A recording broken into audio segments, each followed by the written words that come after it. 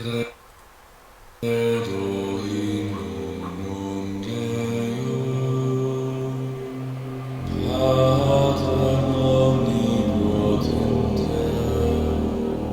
Factor Enteri et Terrae. ¿Qué tal? Un saludo a todos aquellos que se conecten a este audio en vivo de Muertos al Pecado. En esta ocasión estaremos tratando los concilios medievales y aprovechando para saludar a todos aquellos que han dado like a esta página. Continuamos con la serie de concilios, confesiones y credos. Que la intención principalmente acerca de concilios, confesiones y credos es investigar dentro de la cristiandad, dentro de la historia de la iglesia, todos los movimientos que han surgido por medio de estas confesiones, de estos credos, de los concilios sobre todo. Entonces vamos a indagar un poco en los concilios medievales. ¿Cuáles son los concilios medievales? Bueno, cabe mencionar antes de comenzar, quiero hablar enfáticamente respecto a lo que se ha dicho comúnmente de la Edad Media. Todos conocemos como la Edad Media como una edad oscura, o como decía un exponente, el cual es un buen libro el que tiene, pero difiere un poco de su comentario, que dice que fue la época de la incertidumbre. Los concilios medievales son vistos comúnmente como concilios, digamos, oscuros, concilios que no llevaron a ningún progreso, pero la realidad es de que no es así. Los concilios medievales trajeron mucho fundamento, y de hecho estos concilios se pueden conocer como concilios con deseo de reforma y con deseo de unificación de la iglesia. Cabe mencionar que en la antigua sesión que vimos de concilios, confesiones y credos, vimos el gran cisma de Oriente, ese cisma que afectó la estructura de la iglesia, y ahora se hicieron dos iglesias, por así decirlo, aunque siempre hubo una lucha por la unificación de la cristiandad, y ese es el punto principal dentro de esta serie, ver cómo se intenta, o dentro de este capítulo de concilios medievales, cómo la iglesia intenta unificar. Y hablando de iglesia, sí, me estoy refiriendo a la iglesia católica romana, juntamente con la iglesia ortodoxa. Siempre hubo un deseo de reforma. Cuando nosotros escuchamos la palabra reforma, comúnmente se nos va nuestro pensamiento hacia el exponente Martín Lutero y hacia la reforma de Wittenberg, pero la realidad es de que siempre hubo un deseo de reforma. Y yo sé que en este tiempo la iglesia cometió muchos errores, pero no significa que no haya habido algún progreso, algún avance. De hecho, se es considerado como un avance tanto científico como filosófico y teológico, que trajo estructuras, y qué mencionar de la escolástica, aunque hay personas que están en desacuerdo con la escuela escolástica, obviamente, pero trajo mucho fundamento para la estructura doctrinal de la Reforma Protestante, cabe mencionar también, así decirlo, aunque hay cosas que obviamente no se concilian. Pero la realidad es de que hubo eventos buenos y hubo eventos malos dentro de la Edad Media. Pero vamos a considerar cuál es la reflexión que nos podría dejar el poder estudiar estos concilios. Ahora, estos concilios no son netamente doctrinales. La base doctrinal ya estaba. ¿Qué quiere decir con esto? La base doctrinal ya se encontraba dentro de los siete, de todos los concilios ecuménicos. Así que las bases doctrinales ya no se cuestionaban respecto a Cristo, respecto a la cristología, respecto a la naturaleza de la iglesia, pero sí hubo ciertas demandas referente a lo que es la eclesiología, y fueron algunas de las cuestiones que se van a comenzar a atacar. Los concilios que vamos a ver en esta ocasión son los concilios considerados ecuménicos, pero para la iglesia católica, pero estos concilios de hecho ya son los concilios rechazables para los protestantes, o para aquellos, aún para lo que se le conoce como la iglesia ortodoxa, y para los reformados, etcétera. Estos concilios ya no entran, ya son los concilios que no se tienen en cuenta. Es el concilio lateranense primero, lateranense segundo, lateranense tercero, hasta el quinto, lateranense cuarto, quinto. También lo que es el concilio de León, el concilio de León II, el concilio de Viane y el concilio de Constanza, que es un concilio muy conocido donde se condena a dos exponentes considerados como prerreformadores, tanto como John Wycliffe como John Hus, el concilio de Basilea Florencia y finalizando el concilio de Lateranense V, que curiosamente termina todos estos concilios empezando del 1123 hasta el 1517. Curiosamente el concilio Lateranense V termina en 1517. Entonces el interés de los concilios medievales era fomentar una disciplina eclesiástica. Obviamente que esta disciplina eclesiástica tenía mucho que ver dentro de los poderes políticos y poderes eclesiásticos. Ahora, con la idea de promover como concilios ecuménicos a los medievales, precisamente ha sido un énfasis que se ha hecho con la Contrarreforma, que también es un concilio que, si ustedes me permiten, yo creo que vamos a considerar el Concilio de Trento. Este concilio, la Contrarreforma, el ataque precisamente a la Reforma protestante o la Reforma luterana, los apologistas católicos empiezan a mencionar que estos concilios son importantes para la verdadera iglesia, haciendo énfasis que los católicos romanos es la verdadera iglesia, por eso se le da el nombre de ecuménicos a estos concilios, pero la mayoría de cristiandad solamente estamos de acuerdo que 7 concilios son los concilios ecuménicos, o algunos que consideran solamente 4, o algunos 5 concilios ecuménicos. Pero empezando con el concilio de Letrán primero, promovido por el Papa Calixto II. Cabe mencionar aquí un punto muy interesante, que a estos concilios, los concilios medievales, se les llega a considerar como concilios papales. Estos concilios papales se empezaron a tomar desde esta forma por la decisión o por la suma decisión de las cuestiones espirituales que ya eran tomadas por el Papa.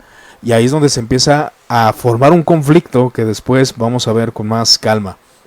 En este concilio, el concilio de Letrán primero del 1123, se trata el concordato de Worms. ¿Qué es esto del concordato de Worms? Bueno, aquí había ya problemas políticos, había una querella, había una guerra con las investiduras, o sea, el poder eclesiástico contra el poder feudal. Había un problema sobre quién debería de gobernar.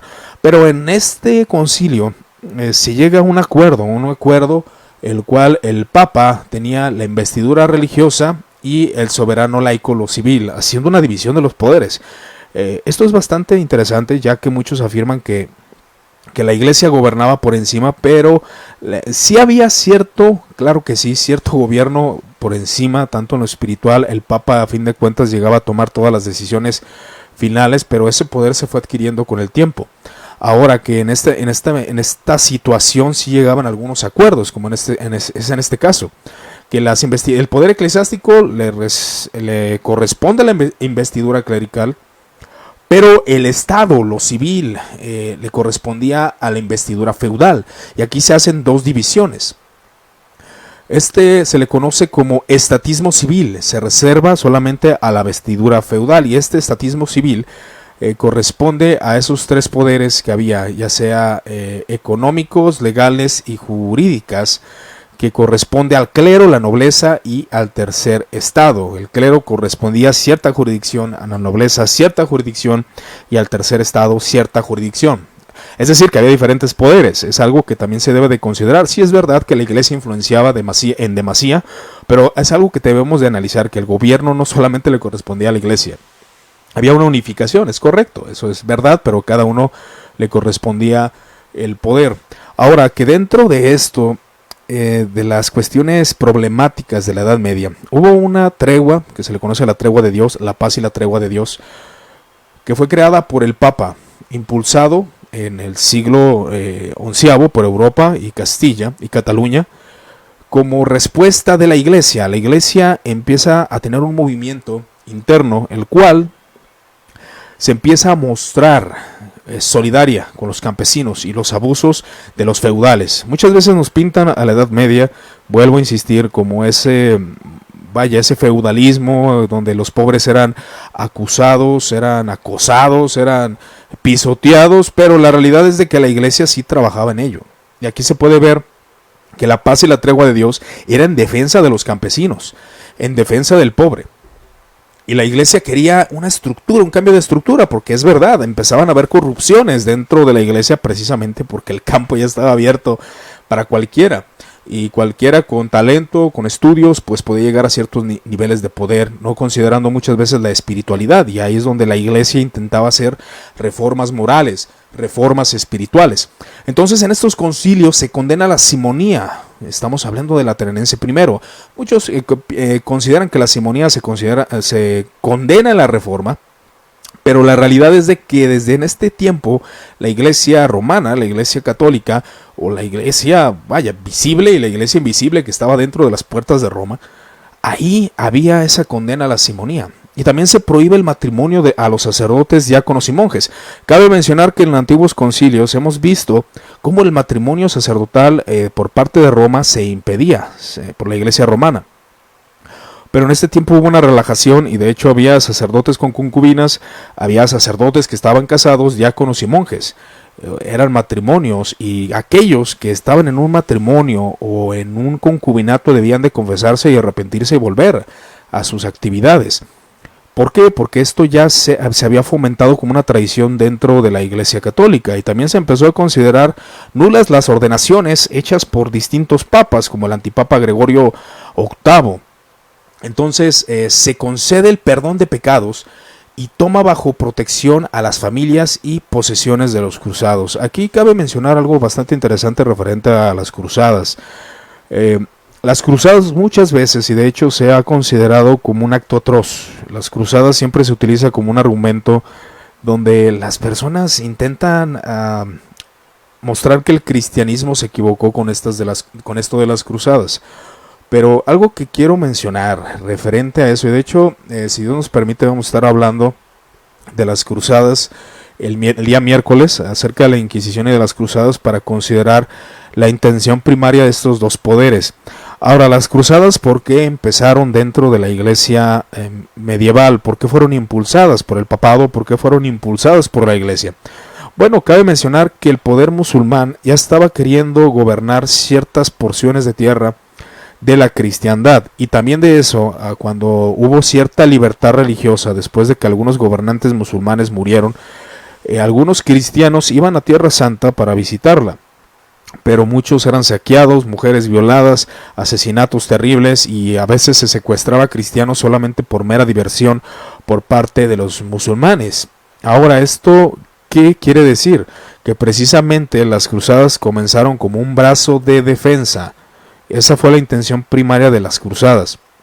Investigando precisamente en la historia, las cruzadas no empezaron porque los cristianos quisieran gobernar Tierra Santa, no. De hecho empezó porque se empezaron a atacar a los cristianos por parte de los musulmanes. Y históricamente se tiene que tener en cuenta que el gobierno musulmán fue el que comenzó con la guerra, fue el que comenzó con el ataque, fue el primero en tirar la piedra.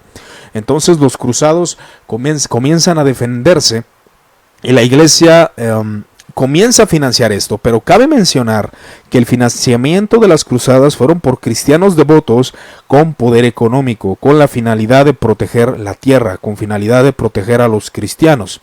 Entonces podemos considerar eso, y es algo que yo invitaría a todos aquellos, de hecho hay bastantes libros que hablan de esto, tratando de hacer alusión a ese punto principal de que las cruzadas no son tan sanguinarias como se nos hace creer las cosas. Pero ahora, esto no quiere decir que haya una defensa total en cuanto al aspecto de las cruzadas. Hay problemáticas, hay cuestiones bastante difíciles de dilucidar por la Ilustración, que se encargó de distribuir muchos conceptos equivocados acerca de las cruzadas. Por eso yo creo que deberíamos de analizarlo, pero en mi punto de ver las cosas y analizando los concilios medievales, es una realidad que las cruzadas empezaron con un punto de poder demostrar a todos que el gobierno musulmán estaba atacando, estaba corrompiendo, estaba llevando a la iglesia. Vamos a ver si esas situaciones son realmente válidas referente a la defensa de la iglesia. Entonces establece la excomunión precisamente para los que asalten a los peregrinos en camino a Roma. ¿Qué quiere decir esto? Precisamente como los musulmanes estaban saqueando, estaban asaltando a los peregrinos que iban a Tierra Santa, los cristianos dijeron, bueno, ellos lo hacen, nosotros no debemos de hacerlo, y se hace una prohibición en el canon 16. Entonces se prohíbe todo esto.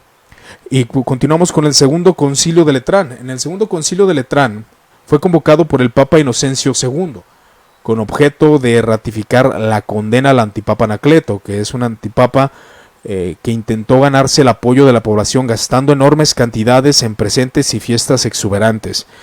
Fue alguien conocido como corrupto, entonces se le considera antipapa. Y aquí la iglesia comienza a perseguir el concubinato.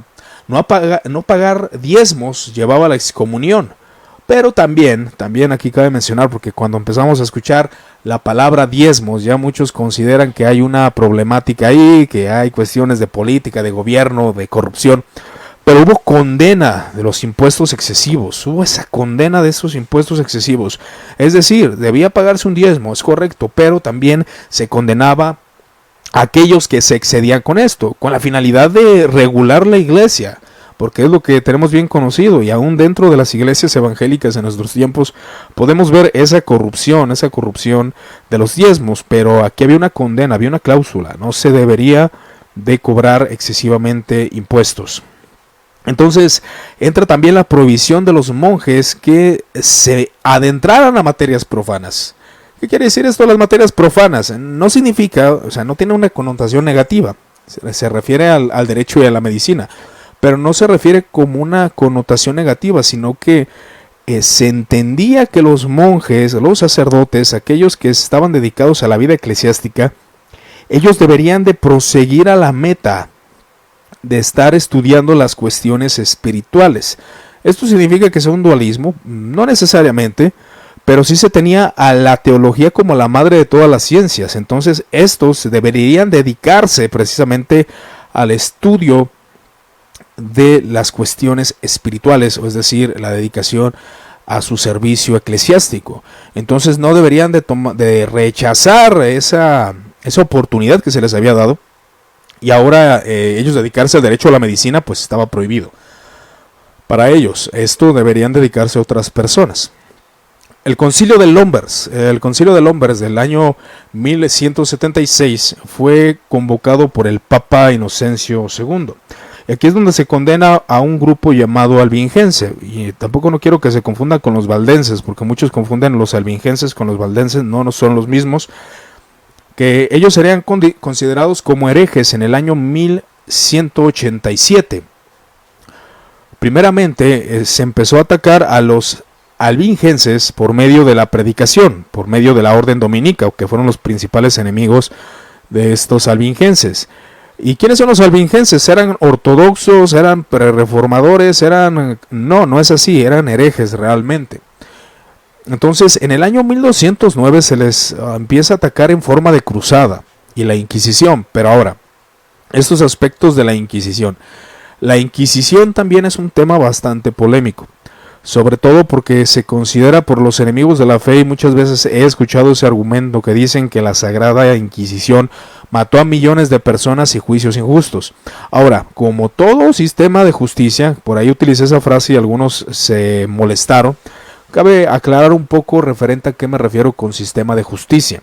Con sistema de justicia me refiero principalmente a que era un sistema precisamente para castigar al transgresor y al criminal. Ahora, en 30 años de la Inquisición aproximadamente, solamente se considera que hubo 1300 no asesinatos, pena de muerte, vamos a decirlo así, pena de muerte, pero en esos análisis de esos juicios eran realmente personas revoltosas, asesinos, entre otros delitos graves. Entonces la Inquisición tenía la intención de regular la justicia. Y ahora, en cuanto a algunos aspectos, igual ese tema también lo voy a tocar después, pero la Inquisición fue ordenada precisamente para regular, y los albingenses, no valdenses, los albingenses tampoco eran personas pacíficas, cabe mencionar. Entonces, se consideraban ellos mismos como personas puras, personas elegidas, se designaban a sí mismos como los puros. Entonces estos albingenses comienzan a propagar su herejía. ¿Pero en qué consistía su herejía? Bueno, ellos eran básicamente maniqueos. Ellos tenían una tradición cristiana del Nuevo Testamento. Para ellos había esa creencia de la luz y la oscuridad, el Dios bueno y el malo, Satán, con un rango menor de Dios, que estaba en lo material, o sea, rechazando las cuestiones materiales. Y ellos rechazaban la divinidad de Cristo, que claramente es una herejía, rechazaban los sacramentos de la iglesia establecida, y dentro de su comunión buscaban que algunos, que los que fueran más espirituales, que los que fueran más fuertes en la fe de los albingenses, eran considerados como los perfectos o los puros, llegaban a un nivel superior. Entonces, después de 3 años, ellos fueron considerados, después de 3 años llegaban a ser considerados como perfectos. Y les hacían un examen referente a esto. Pero bueno, estos albingenses, maniqueos, son condenados precisamente en este concilio de Lombres, un concilio que no es considerado como ecuménico por medio de la Iglesia Católica, pero sí efectivamente aquí se comienza a condenar estas enseñanzas. Vamos al concilio de Letrán III del año 1179. En este concilio, que fue convocado por el Papa Alejandro III, en este concilio se comienza a establecer una norma para elegir al papado. Para elegir al papa solo participaban los cardenales.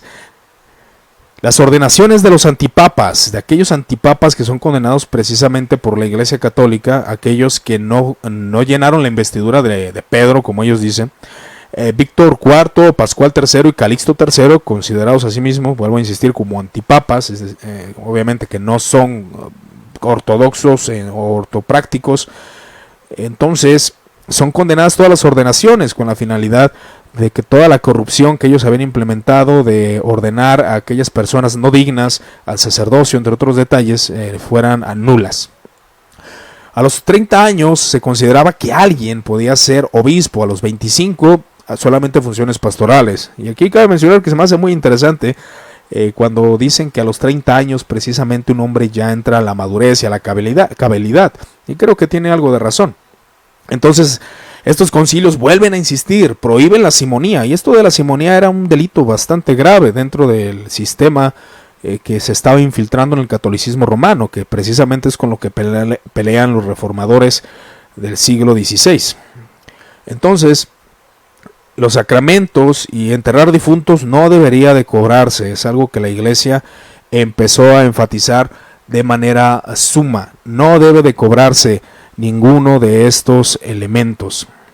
Entonces, el establecimiento en cada iglesia, el catedral de un beneficio que permita a un maestro encargado de la enseñanza gratuita de los clérigos y los estudiantes pobres, es decir, que hubiera alguien que estuviera enseñando a los clérigos y estudiantes pobres. Algo que también se ha dicho que es una época de ignorancia, una época donde no se podía enseñar a la gente. Claro que sí, los concilios se preocupaban por eso y buscaban que hubiera maestros que enseñaran a los estudiantes pobres. Ahora, la exhortación a la cruzada contra los albingenses y la excomunión de los valdenses. Aquí es donde empieza este problema con los valdenses, que son considerados aún como cristianos ortodoxos por algunos. ¿Cuál era la doctrina de los valdenses? Bueno, los valdenses tenían una notable influencia dualista, también considerando lo físico malo y lo espiritual bueno. Rechazaban obviamente la veneración a las imágenes, rechazaban el sacramento de la misa o la transubstanciación, sobre todo la existencia del purgatorio, la veneración a María, las oraciones a los santos, la veneración de la cruz, el arrepentimiento al final de los días de las personas, las confesiones hacia los sacerdotes, las misas a los muertos, las indulgencias papales. Y rechazaban el bautismo de infantes. Y algo que también rechazaban los valdenses, la pena de muerte. Algo que se planteó y que se siguió planteando en el siglo XVI referente a si era totalmente válido este hecho de que se diera la pena de muerte. Entonces también rechazaban el uso de aramentos. Ellos guardaban el verdadero día de reposo. Es decir, ellos se congregaban en sábado, guardando el mandamiento de Éxodo. Vaya, ahí tenemos algo que estos comenzaron a rechazar, que es algo que se sigue manteniendo ahora. Cabe mencionar que los valdenses aún es una iglesia que existe en nuestros tiempos. Y también algunos eran célibes, rechazaban lo que es el matrimonio, pero después de la reforma del siglo XVI, los valdenses comienzan a ver al celibato como una doctrina diabólica. Entonces rechazan el poder estatal, la iglesia no tiene nada que ver con el Estado, rechazan los templos, rechazan cualquier concepto referente a la riqueza. Y también decían ellos que cualquier cristiano, fuera hombre o mujer, que poseyera suficiente conocimiento de la Biblia, podía predicarla. Esto, hermanos, se oye bien. Y aquí yo meteré una reflexión, es algo que estaba analizando. Yo sé que muchos hemos peleado, y de hecho la Reforma se caracteriza mucho por eso, que todos tuviéramos acceso a la Biblia. Pero eso que todos tengamos acceso a la Biblia está bien. Pero realmente el tener acceso a la Biblia también ha traído muy malas interpretaciones de la Biblia. Yo sé, muchos dicen, bueno, la libertad de conciencia, y es algo que se respeta ahora. Pero también el hecho de que cualquier ser humano pueda tener acceso a la Biblia ha traído muy malas interpretaciones. Ahora que de estos valdenses, obviamente podemos decir que hubo quienes interpretaban bien la Biblia, pero también había valdenses que interpretaban muy mal la Biblia. Y es algo que se vuelve a repetir ahora. Por eso el poder eclesiástico de alguna forma decía, no, se van a traer interpretaciones erradas, interpretaciones equivocadas, si lo vemos desde esa perspectiva objetiva. Ahora que también de aquellos que clérigos o aquellos sacerdotes que también interpretaban mal las escrituras, que no tenían una fuente correcta de poder llevar a Cristo a la gente, claro que sí, había muchas personas ignorantes dentro del sacerdocio. Entonces, para ellos el sacerdote no podía repetir el sacrificio de la misa. Los valdenses primitivos conmemoraban la muerte de Cristo tal como se considera mucho en algunas iglesias en el tiempo de ahora, es decir, el pan y el vino como símbolos. En el Concilio de Letrán, precisamente el cuarto, es donde se consagra la terminología escolástica, refiriéndose a que Jesucristo, cuyo cuerpo y sangre se contiene en el verdadero sacramento del altar bajo las especies de pan y vino, después de transustanciados por virtud divina, el pan en el cuerpo y el vino en la sangre se convierte, ¿verdad? Entonces ahí es donde ellos consideran ese cambio de sustancia. Todos los valdenses primitivos sostenían que no era necesario ir a la iglesia para adorar a Dios. Entonces, precisamente los valdenses comienzan a ser perseguidos y todas estas doctrinas son consideradas herejía porque la doctrina sacramental era bastante importante para los católicos romanos. Y de hecho, para muchos, los sacramentos aún en la Reforma tenían mucha importancia. Pero ahora en los tiempos modernos, tanto como Juan Pablo II como Francisco, el Papa Francisco, han pedido perdón a los valdenses por las persecuciones ocasionadas por el mal que se ocasionó en algunos eventos. Cabe mencionar que tampoco los valdenses eran personas pacíficas, algunos sí lo eran, otros no, y sí había ciertos problemas revolucionarios dentro de las iglesias. El Concilio de Letrán IV, en el Concilio de Letrán IV, aquí el Papa ya tenía los decretos preparados. ¿Qué quiere decir con esto? Es algo que va a enfatizar mucho a lo que se le conoce como la doctrina conciliarista, la doctrina del concilio. ¿Qué significa esta doctrina del concilio? Muchos cristianos, al ver que ciertos papas ya estaban tomando una autoridad excesiva, aunque cabe mencionar que había papas reformadores, que hubo papas que, como podemos ver en varios concilios, se trata de reformar la iglesia de manera moral, prohibiendo la simonía, también los excesos, que el poder no abuse. Y claro que sí, está marcado en estos concilios. Pero ahora la doctrina conciliarista enseñaba de que el Papa sí era el primero de la iglesia, era importante el Papa, pero el Papa también debería de someterse al concilio, a la decisión conciliar. O sea, que el Papa tomara las decisiones, claro que sí, pero también que recibiera corrección por parte del concilio. Y es algo que ciertamente tiene cierto reflejo ahora dentro del papado, pero en ese tiempo ya había un absolutismo papal, es decir, que el Papa tenía el control de todas las cosas. Entonces, los decretos ya estaban preparados por el Papa Inocencio, antes de que comenzara el concilio, aunque probablemente algunos decretos fueron sometidos a discusión y sufrieron alguna enmienda durante la celebración del concilio. O sea, sí había cierta pluralidad, es decir, sí había cierta que el concilio influenciara en las decisiones del Papa. Este Letrán IV es considerado como el Trento o el Vaticano II, es decir, importante para la Iglesia Católica. Es como que el más importante de la Edad Media. Y según ellos tenía este propósito: reformar costumbres. Aquí ya es donde se empieza a enfatizar la necesidad de reforma, eliminar herejías, fortalecer la fe, resolver discordias y establecer la paz, eliminar la opresión, fomentar la libertad, inducir a los príncipes, al pueblo cristiano, a acudir en ayuda y socorro de Tierra Santa por todos los crímenes que se estaban cometiendo por parte de musulmanes. Ahora también cruzados cometieron crímenes y es algo que vamos a analizar después. Este concilio apuntaba a que Inocencio III, buscaba los temas relativos a la fe y a la moral. Apuntaba también, dicen algunos, a intereses políticos del reino de Francia y el papado, sobre todo las condenas de las herejías de los albingenses o cátaros y de los valdenses, porque estos estaban fomentando una división en la iglesia. Ahora, esto es de preocupar. Muchos tratamos de entender desde un aspecto sociológico qué está pasando. Hermanos, cuando en una iglesia de las modernas, en una iglesia donde se predica cierta doctrina y los pastores y obispos ven cierta división, que se pueden retirar ciertas personas de la iglesia, bueno, a veces afecta precisamente la economía, afecta la unidad, afecta al Estado, afecta la política de la iglesia, no al Estado, pero sí a la política de la iglesia. Bueno, en este tiempo erradicar los cismas era intención primaria de la iglesia. Por eso buscaban esa unificación y de hecho en estos concilios se empieza a mencionar que querían la unión con la iglesia ortodoxa y no querían ninguna división quería la iglesia. Entonces se condena a los albingenses y se propone que era una sola iglesia universal y que la salvación del alma no era posible fuera de ella, fuera de la iglesia. Eso fue lo que empezaron a declarar aquí con más énfasis. Ahora cabe mencionar que esta declaración, fuera de la iglesia universal no hay salvación, es una declaración verdadera.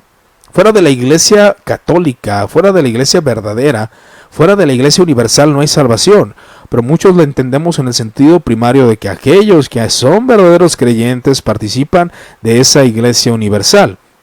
Pero aquí estamos hablando de una iglesia institucionalizada, que es como también en la Reforma se manejó, y en diferentes movimientos se manejó de esa forma. Y también se condenaron las opiniones de un abad llamado Abad Joaquín. Este abad precisamente era alguien que tenía un concepto de la Trinidad escatológico bastante extraño. Él decía que la antigua era se vivía bajo el tiempo del Padre y ahora estábamos viviendo bajo el tiempo del Hijo y después íbamos a vivir bajo el tiempo del Espíritu Santo. Y decía que los monjes o los que llegaran a cierto nivel espiritual podían tener cierto poder, cierto liderazgo, que iban a ser los que iban a gobernar. Ahora, cabe mencionar que en este concilio se condenaron las opiniones de Abad Joaquín sobre la Trinidad, precisamente, que eran condenadas como una novedad y extrañas, pero se considera a Abad Joaquín que no se le consideró como un hereje, solamente se condenaron sus opiniones, curiosamente. Y de hecho dentro de la iglesia aún se le considera como alguien digno referente a su vida moral, a sus actitudes, a su forma de vida. Entonces aquí la iglesia comienza a mencionar que es necesario que los creyentes se confiesen anualmente y que tomen la comunión en la Pascua. Y así comienza todos estos detalles. Ahora, el apoyo a Tierra Santa era bastante importante. Ir en ayuda de aquellos musulmanes que estaban cometiendo graves aberraciones a los cristianos. Entonces tanto laicos como clérigos debían de aportar, de financiar. Ahora, también se menciona en este concilio, hay que afianzar la reforma. Tenemos que hacer una reforma de la iglesia. Esto cabe mencionarlo porque sí, precisamente había muchas deficiencias dentro de la iglesia.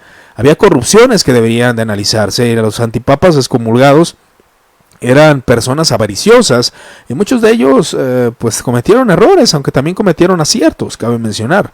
Ahora que esta reforma era propagada, y de hecho el pensamiento de reforma estaba en muchos obispos, en muchos sacerdotes que querían una reforma eclesiástica.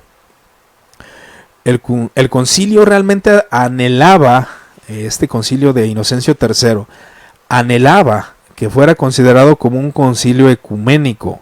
¿Qué es esto de concilio ecuménico? Ya lo he mencionado en sesiones pasadas. Un concilio ecuménico es donde toda la cristiandad esté presente.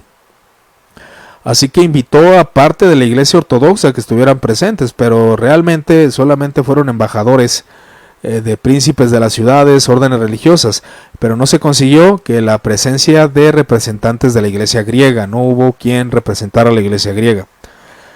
Solamente llegaron de Oriente aquellos patriarcas latinos, no hubo un patriarca griego, pero sí había un anhelo. ¿Por qué? Porque se quería la restauración de la iglesia, se quería que se volviera a unificar esa iglesia, que volviera a ser una antes del 1054, que fue la iglesia que predominó, esa iglesia unida, sin separaciones.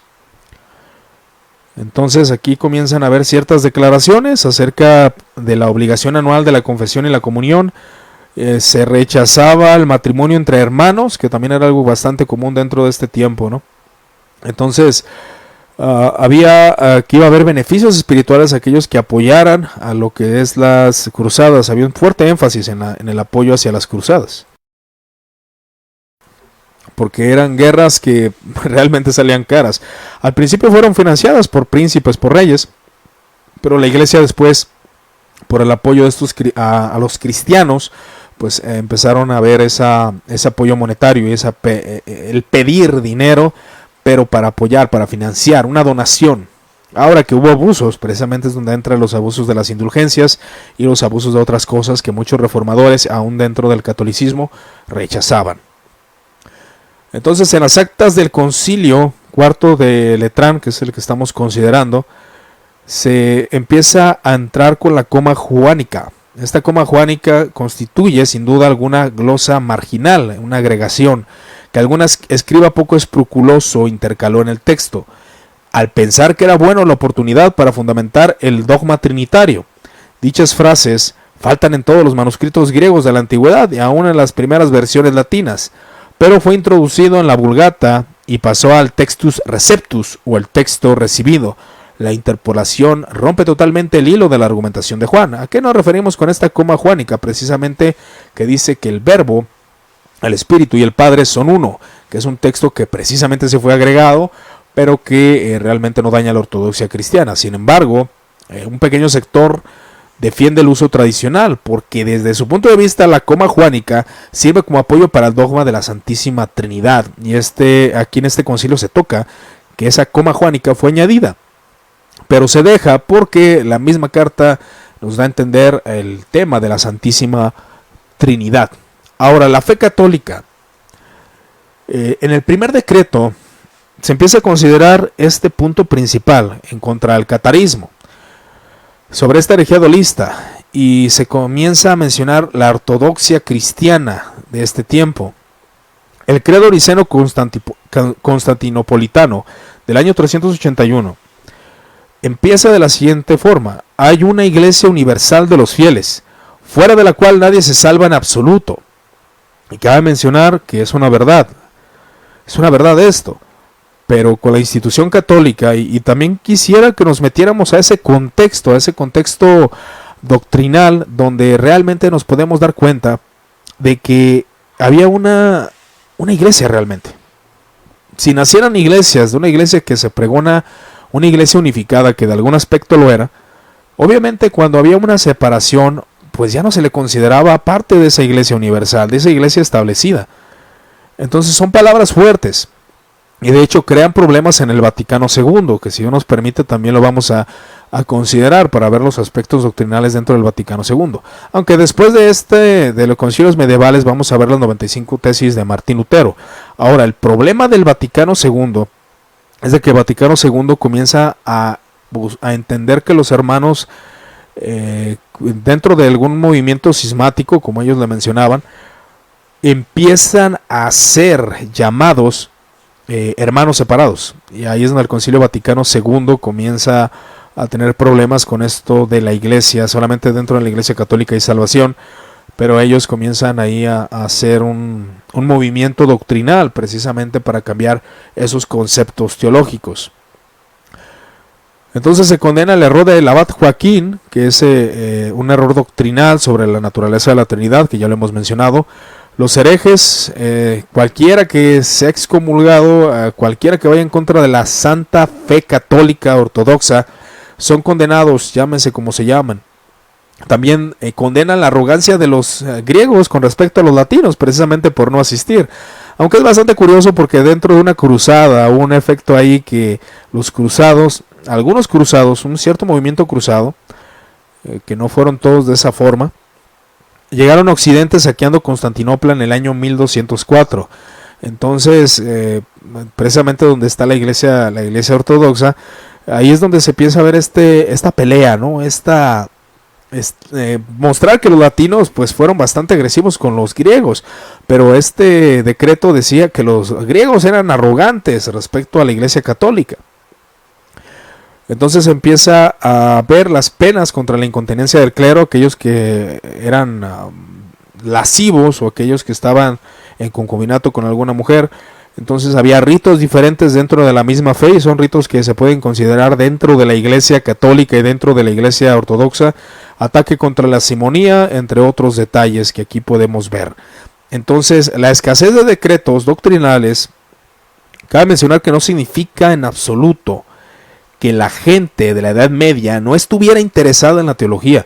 Lo que pasaba era de que ya todos los debates teológicos eran dentro de las escuelas. Por eso se le conoce como escolástica, escuela, precisamente. Y ahí es donde entra todo ese punto de que ya los concilios ya no trataban tanto temas doctrinales, aunque sí condenaban. Pero ya cuestiones de desarrollo teológico ya eran dentro de las universidades. Y por eso este punto es muy importante. ¿Por qué es bastante importante este punto? ¿Por qué?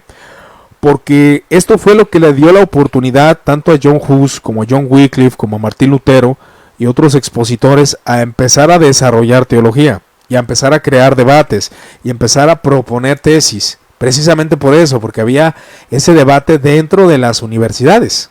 Y ya después el clero o la autoridad eclesiástica analizaba los debates y veía qué era lo que estaba pasando. Y ahí es donde se condenaban las ideas de cierto exponente o se avalaban, ¿verdad? También hay otro concilio que es el Concilio de León del año 1245. Este fue promovido por el Papa Inocencio IV, donde se desarrolla en 3 sesiones. Fue convocado el 3 de enero de 1245 para deponer a Federico II, este rey que era usurpador y opresor contra los bienes de la Iglesia Católica. Precisamente se excomulga al emperador Federico XI y se excomulga a otros más por la corrupción. Se obliga a pagar diezmos, se decretó ciertas vestiduras como el sombrero rojo, se hicieron declaraciones y rituales doctrinales a seguir por los griegos como ortodoxos como una medida del acercamiento, es decir, por los griegos ortodoxos había ciertos rituales y doctrinas y los católicos romanos querían asemejarse a ellos. Ellos buscaban de alguna forma ese acercamiento, pero por parte de la Iglesia Ortodoxa había cierto repelo por la división que ya conocemos del año 1054, donde hubo la división por problemas con el papado, filioque y problemas políticos. Entonces se promulgaron ciertos decretos dogmáticos, pero fue más de disciplina.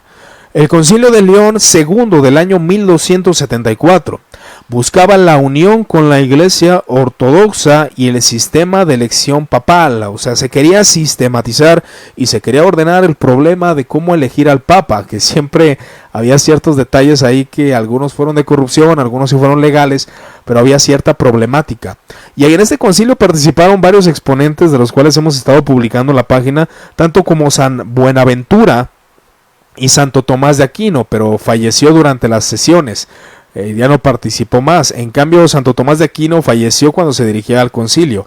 No participaron estos grandes exponentes de la iglesia y se consideraba una nueva cruzada porque realmente pues las cruzadas perdieron poder y se buscaba financiar a la misma. Todos los beneficios de la cristiandad deberían destinarse a la cruzada, es lo que afirmaban ellos, por la gravedad de este problema de las cruzadas, que si Dios nos permite lo veremos después. Entonces San Buenaventura por parte de la Iglesia Católica estaba presente y el patriarca Juan XI en representación de la Iglesia Ortodoxa.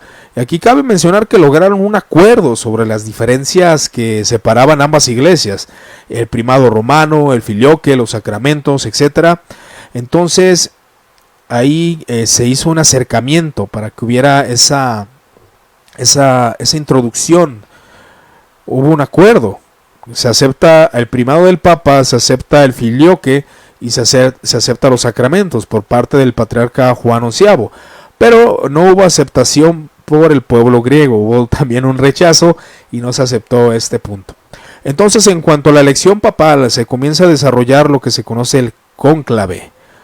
Para evitar una situación parecida, en un futuro concilio se publica una bula, es decir, acerca de la elección papal, que había ciertos problemas ahí, en el cual se establecía que los cardenales electores debían reunirse transcurridos días tras la muerte del Papa, en total aislamiento para que no hubiera influencia y encerrados bajo llave, bajo el conocido cónclave.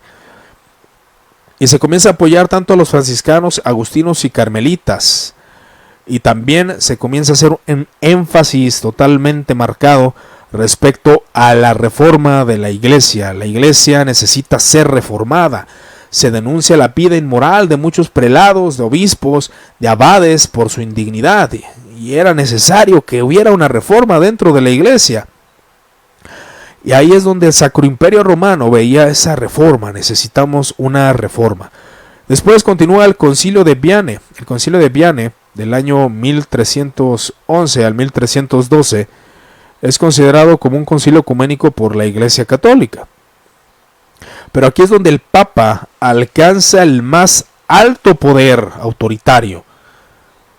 Y aquí es donde ya comienza a gobernar. Y dice lo siguiente: las dos espadas puestas en mano del pontífice. Aquí es donde ya las dos espadas ya no están bajo el rey. Ahora las dos espadas están en manos del pontífice. La espada espiritual y la espada temporal. En concilios anteriores, cabe mencionarlo, no era así. El Papa solamente tenía la espada espiritual. Y en ciertos acuerdos, en ciertos diálogos, el Papa daba algunas decisiones con la espada temporal. Pero en este concilio se comienza el poder autoritario, el poder de autoridad sobre el Papa. Y aquí es donde la espada espiritual y la espada temporal están en manos del Papa. El poder espiritual del Papa, que se encuentra por encima de todos, y el poder temporal de los reyes, que está sujeto al primero y se ejerce en beneficio del mismo. Aquí ya empieza a declararse esa sujeción con Bonifacio VIII, precisamente, el Papa Bonifacio VIII. Y ahí es donde se comienza a ver ese desarrollo en el cual ya el Papa comienza a tener el poder por encima de todos. Y cabe mencionar que esto fue en el año 1311. Hubo años donde el Papa tenía cierta jurisdicción. Y aquí hay algunos detalles que podemos analizar. Hubo tanto problemas políticos, el rey arremetió contra el Papa con una serie de falsas acusaciones, precisamente para que no gobernara por encima. Aunque el sucesor de Bonifacio VIII, Benedicto XI, excomulgó a las cabecillas y los que participaron en un evento en el cual muchos cruzados fueron expulsados porque precisamente el rey estaba en contra de esto, porque no quería que obviamente el Papa gobernara por encima de todos. Pero ahora en este concilio también se toca un tema bastante interesante, referente a los temas que ya hemos visto acerca de Tierra Santa, pero también se propaga la reforma de la iglesia. Y aquí es donde podemos analizar el punto principal de que la reforma era un punto importante para este concilio. Entonces finalmente se discutieron los temas que tenían que ver con la reforma de la iglesia, es decir, de la cabeza y de los miembros del cuerpo, que es la iglesia. Sin embargo, hubo cierta resistencia a este tema, de tal modo que en la sesión del concilio se leyeron algunos decretos. No había como un deseo rotundo de reforma por algunos, pero algunos estaban deseosos por eso principalmente. Pero hubo un problema dentro de la cristiandad con todos estos eventos. Se termina el concilio y se proclamó a Alejandro como el nuevo papa. Algunas universidades mantuvieron aquí una problemática referente a que había ciertos papas. Estaba el Papa Gregorio y el Papa Benedicto, y ya que habían sido escogidos para ser papas. Entonces, ¿cómo podía Alejandro tener derechos indiscutibles y el reconocimiento de toda la cristiandad? Ellos declaraban. Así pues la situación era peor. Ahora había 3 papas perseguidos y exiliados en sus capitales. Es decir, aquí es donde comienza todos los detalles y problemáticas sobre este asunto político, donde había 3 papas dentro de la cristiandad. Se había decretado, se había escogido un papa en diferente lugar, siendo apoyados por diferentes partes de la nación. Ahora, el concilio de Pisa de 1409 es un concilio donde fueron bastantes cardenales, obispos y teólogos, y se celebró en el año 1409 para verificar la división de Asia que había ocurrido hace 30 años, que afectaba a la Iglesia Católica, tanto con Gregorio XI de Roma y Benedicto XIII de Aviñón, y seguido de un cónclave. Los cardenales eligen a Alejandro V, dando paso a lo que los contemporáneos llaman el maldito trinomio. Aquí básicamente ya empieza a haber ese conflicto doctrinal en sí por el problema de los papas que comienzan a surgir tanto por problemas políticos, y esto abriría mucho daño a la iglesia. ¿Por qué? Porque aquí es donde ya comienzan a tomarse oportunidades de reforma, de oportunidades de cambio, ya que los papas, había cierta guerra entre estos Gregorio y Benedicto y Alejandro, que era totalmente una guerra y se le conocía como un maldito trinomio, como lo acabo de mencionar. Aquí es donde ya la iglesia desea que la doctrina conciliarista, la doctrina de los concilios por encima del papa, querían que se propagara para que no hubiera este desorden que se estaba propagando. Considero que voy a dejar hasta aquí solamente estos concilios medievales que nos abren campo hacia ciertos puntos que vamos a estar considerando en otra sesión. Por el momento ya llevamos arriba de 50 minutos, así que bueno, lo vamos a dejar aquí. Pero después vamos a continuar con 2 concilios, con el concilio de Constanza del 1413 y las doctrinas tanto de John Hus como de John Wycliffe, para entender cuáles eran los puntos. ¿Cuál es la conclusión de esto? Bueno, la iglesia buscaba reformas. Había ciertos aspectos de las cruzadas que debemos de considerar sobre si eran positivas o negativas, igualmente de la Sagrada Inquisición, de ver qué era lo positivo y qué era lo negativo de esto. De hecho, si Dios nos permite, el día miércoles vamos a tener una conversación también referente, hablando del poder político de la iglesia y del Estado, y sobre todo también de la Inquisición y las cruzadas. Les doy gracias por su atención, que Dios los siga bendiciendo. Dejamos el vivo hasta aquí, a no ser si tengan alguna pregunta. Bueno, vamos a leer ahí algunos comentarios referente a esto. Dice: saludos hermano, tiempo sin oírte, espero que no sea la hora de escuchar cánticos gregorianos. No, para nada. ¿De qué concilio vas a hablar? Bueno, hablamos de diferentes concilios. Aquí manda saludos Anthony, y muchas gracias hermanos. Así uno entiende mejor el presente. Gracias. Pues sí, ahí es donde vamos a analizar los demás concilios, que estos concilios abrieron mucha puerta al deseo de reforma. O sea, esto de la reforma protestante no fue novedoso. O sea, el deseo de la reforma, no reforma protestante. El deseo de la reforma ya era una idea que se estaba gestando desde el 1200, desde el 1300, 1400. Pero vamos a ver cuáles fueron los problemas sociales que causaron este daño. Ahora, cabe ver que algo que me gustaría dejar en sus conciencias es de que estos concilios realmente buscaron reformar muchos aspectos morales. Doctrinales no se tocaron tanto, aunque sí hay ciertas condenas doctrinales y algunos aspectos referente a la transubstanciación que vimos en el concilio de Letrán IV. Pero hubo ciertas personas que no estaban de acuerdo con estas decisiones de los concilios, pero son conocidos como concilios papales precisamente por las decisiones que se tomaban antes de los concilios. Si nosotros vemos en los concilios ecuménicos, las decisiones se tomaban dentro de los concilios, no se tomaban básicamente no se tomaban antes del concilio, sino que en el concilio se tomaban las decisiones por parte de los obispos.